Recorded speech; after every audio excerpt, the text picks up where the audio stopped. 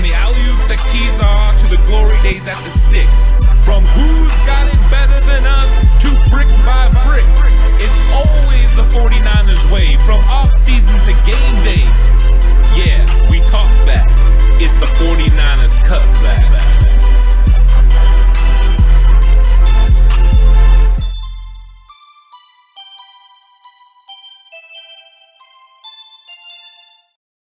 It's 49ers Cutback Podcast time, and we're going to be talking about the rookies and who could possibly have the biggest impact in 2021, because a lot of things are going to go into it. Who's going to be on the field? Who's going to even have the opportunity to make an impact? In the words of my hero, Pat McAfee, championship teams need rookies to contribute. Championship teams. Did I say championship? Well, I mean, if you can win a championship while you're doing it cheap, then yes. I mean, I think you may have just coined a new phrase there, Horst. So. Congratulations. Horst is champion cheap. He's champion cheap. Listen, if you can be champion cheap too, I love it, because that means your future is bright because you still have a lot of money. So these rookies, if they have a breakout year, that very well could be the case. Getting us a championship on the cheap, which means success for years to come. So make sure you comment down below who you think it's going to be right now. Make your predictions, too, on who we think it's going to be. And, Ant, who do you got to start this thing off with? I'm going to go with Aaron Banks. Oh, the swerve of swerve, boys. I think so. I think that Aaron Banks is going to get his opportunity to play, and I think he's going to go out there and execute at a high clip. And I think he's going to take care of business. I like the intangibles that he has, the physicality, the strength, the speed. I think he's going to go in there and cause all kinds of issues. I've always thought there's going to be open competition between him and Brunskill. I don't know exactly when Banks takes over, but I think at some point he does. It could be for a reason that maybe Brunskill has to move to another position, or maybe he just beats him out. But I think Banks is going to show an impact this year. He's going to improve the run game, and I think also he's going to do a very good job in the pass game. I have a little bit of worries about him versus Aaron Donald, but pretty much everyone else I think he can handle business against. I think they drafted him for a reason. They drafted him to improve this room. I think he's going to get the playing time he needs to excel and play well. He'll do really good against McGlinchey. They'll have a nice chemistry, and I think he will have an impact this season. I am going to go with 5th-round pick, the Polynesian missile, Talanoa Hufanga, out of the University of Champions. He's going to come in. I think he's going to have a big splash on special teams right away. And I think he's going to be a big-time special teamer. I do think he's going to play some in certain dime and nickel packages. He's one of those guys that's always around the ball. He's explosive, and he likes to hit. He's always one of those guys that's bringing the woo hits, gets everyone excited. I think he's going to have a nice impact on the defense for a rookie. So he's a woo safety. He's a woo hitter. He's one of them woo guys. You knew what I meant. Yep. He's Ray Rhodes. Yeah, he's like a woo girl, except he's a woo when he hits people. Yeah, famously, Ray Rhodes told Ronnie Lott, and those guys, you need to have woo hits. It's true. That was all about putting the woo into it. I like both of those, right? Yeah. Talanoa Hufanga, especially with Tavares Moore going down with the Achilles, as Horst likes to say sometimes. That leaves the door wide open for him to have a big, huge, impactful year this year in 2021. Aaron Banks, while I don't think he is the guy right now at the start of the season, he very well could end up being the guy at certain points in time, or if Brunskill can't get it done. By no means do I think Brunskill is a for sure fire guy, but Aaron Banks is going to push, and he's a big body dude, and you know what? He very well could have one of the biggest impacts on the team. But for me, it's going to have to be Trey Sermon. I think Trey Sermon has to be the guy who has the biggest impact because of Jeff Wilson going down. He needs to be able to take some of the load off of Raheem Mostert. He has to be able to get touches. He has to be able to run the ball effectively downhill, especially inside zones. Whatever he adds in the outside zone game is a benefit. It's a plus this year.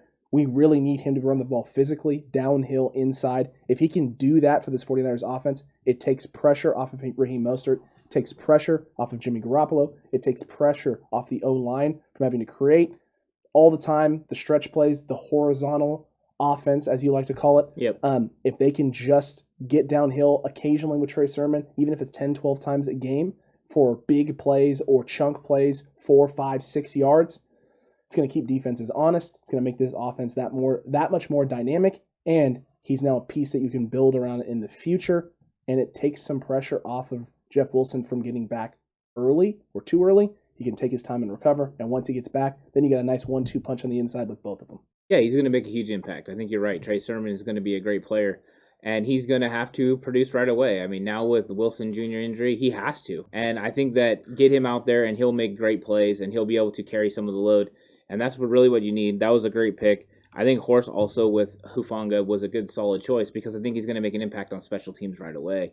And with all the special things that D'Amico Ryans is going to be doing as far as blitzing safeties, it might be an opportunity for him to have chances to shine. That's another reason why they brought Jefferson on. So both of those guys have the opportunity to make impact. I don't know how much Hufanga is going to be on the field compared to the other guys, but on special teams, he could excel. So maybe in the special teams area, we look for him to excel. The other guys getting on the field and producing right away. The one thing is curious, neither one of us, or none of us, mentioned the corners, Deommodore Lenoir and Ambry Thomas, which I think we're all kind of relegated to the thought that they're not going to get as much playing time this year and that they're really going to just season and develop. So I thought that was interesting that we didn't talk about them, and we also didn't talk about Elijah Mitchell.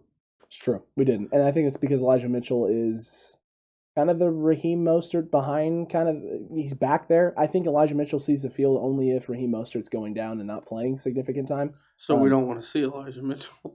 I mean, I do. I want to you know what I mean. I want to see, and you know what? Maybe he's the return guy, right? So maybe he can and does have an impact there in the return game. Where's somewhere we could see Ambry Thomas? They're very true as well. I mean, both of them could have an impact there. I think we all think their chances are limited, right? Like the amount of opportunities they're going to have to break out and have a huge impact on this roster are going to be few and far between.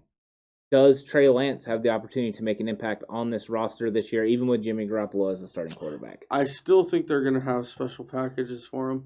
Agreed. Even if Jamie stays the starter the whole year, Mm-hmm. I still think they're going to have whatever you want to call Tebow type packages for him. How dare you? It's a compliment to the best player in the league. I definitely don't think he's the best player in the league, but he's one of the more unique players in the league, that's for sure. Look, at the end of the day, I think all of these guys have the potential, the ones that we listed anyway, to have potential impact on the field. Maybe not every down, but a lot of downs. Hufanga is probably the outside shot to have an every down impact, but you never know. You never know how he's going to develop. You never know how he's going to look in the system with D'Amico Ryans. Kyle Shanahan has come out and said he expects this defense to look different and be more aggressive than Robert Sala's defenses have been. So Hufanga could be the piece that takes it over the top in terms of the aggressiveness and the trickery and the sending your safeties in on blitzes. I mean, and using them and utilizing them in the run game. That very well could be the case. That may be the reason why they went after Hufanga and why at the end of the draft there in the 7th round, D'Amico Ryans looked at Shanahan and said, you know what? Go get something else. We don't need a linebacker.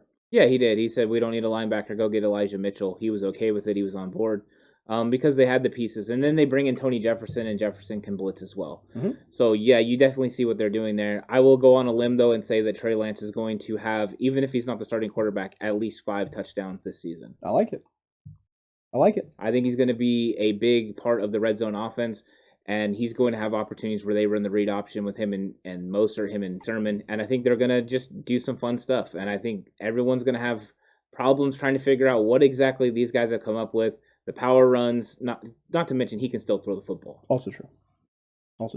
I think people are forgetting that part. He can throw the football. He can actually throw the I know there's a lot of games at him in South Dakota where he's running the ball heavy and running through people, but I mean, he can also sling it. And it would be nasty in play action and RPO as well. Let us know what you think about these rookies down below. Are we sleeping on Trey Lance? Is he going to have a bigger impact than all of these guys? Because he's starting week 1, and how dare we not even go there? Or do you agree with us? Idiots. Do you think it's going to be more of a Trey Sermon role? Do you think it's going to be Aaron Banks? Do you think the Polynesian Missile, Mr. Talanoa Hufanga, is going to come out and blow everyone's minds and blow the entire safety room out of the water? We want to hear from you. Comment down below. While you're down there, don't forget to like the video, hit that subscribe button, hit that notification bell, share the video with your friends, because we're getting ever so close, guys, to this channel blowing up, being huge, having a great community full of people, joining the Cutback crew where we can have incredible, long, and fantastic conversations about our 49ers. We already have a wonderful crew. We do. 100%. These guys are always on there, and girls, because we have some of the greatest comments coming from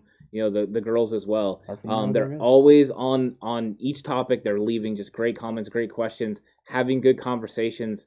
Go just scour it and just look at it, and you'll see all the good stuff going on. Get to know these people. It's fun to interact. We are becoming more and more like a family on there, and it's great to see.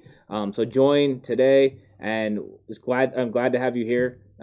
hope to have you, on every episode. Commenting and stuff is really fun. Yeah, you guys are what makes this as fun as it is. Absolutely. Absolutely. Cutback crew, we love you. 49ers fans, we love you too. And until next time, stay safe. Remember the right way. Is always the 49ers way.